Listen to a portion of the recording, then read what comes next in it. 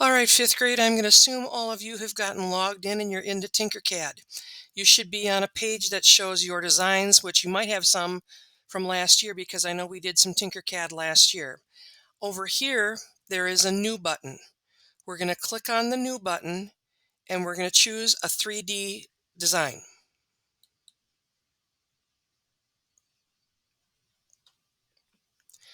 Now you might remember some of this from last year and that's okay if you do. This is our work plane. Okay, over here we are able to manipulate the work plane. You have to be careful that you don't manipulate this too much because all of a sudden you'll lose track of where you are.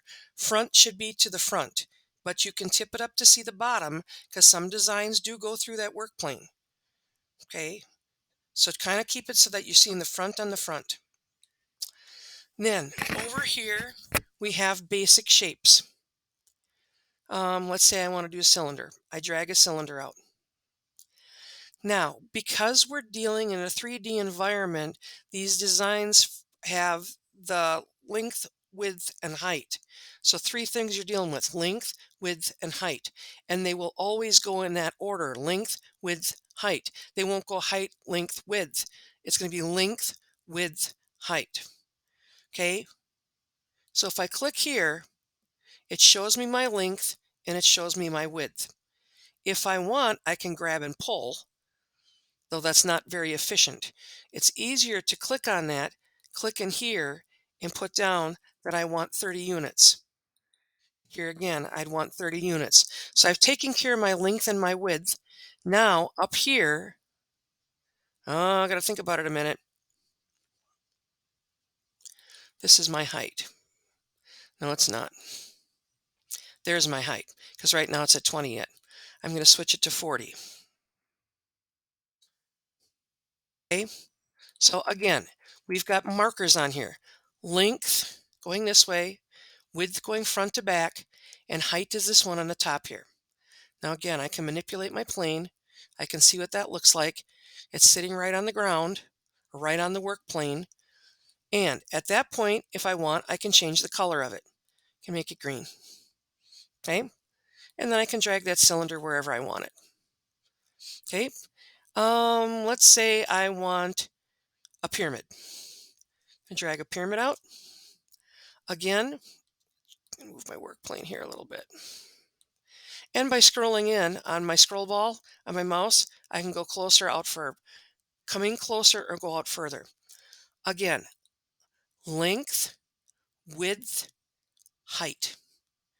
So I want my length to be 23. Pyramids are typically the word I want. Same width, same height. Well, that's not always true. And then I'm going to make my height, I'm sorry. It's early and for me and I can't talk right now. Whoopsie, I didn't do it. I'll make it 35. 35. Now I've got that pyramid and I can manipulate my work plane to take a look at it. And again, if I click on it, I can change the color of it. Now, there are basic shapes in here, probably everything you're probably going to be looking for, but there are also design starters, things you can start with, creatures and characters. You can play with those today, but once we get started in a project, we're going to keep those to a minimum. Vehicles and machines. This works out nice if you want to design a tractor or a car. You've got wheels in here you can mess with. Structures and scenery. Okay. Again, we can play with that stuff today. We're probably not going to use it when we get into actual design. Hardware.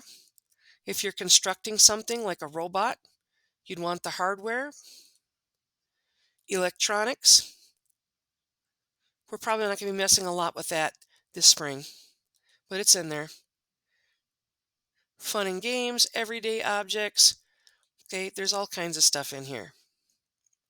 Okay, that you can use. There's even more shapes. Lots of things in here.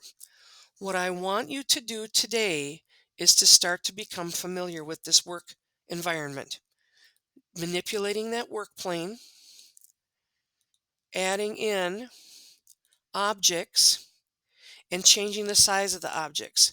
I would really prefer it if when you add an object, you just don't grab and pull. Okay? Practice on typing in what you actually want a length to be. Okay? I know in the past some people have designed farms, they've designed tractors. Whatever you want to do, start playing around with is fine.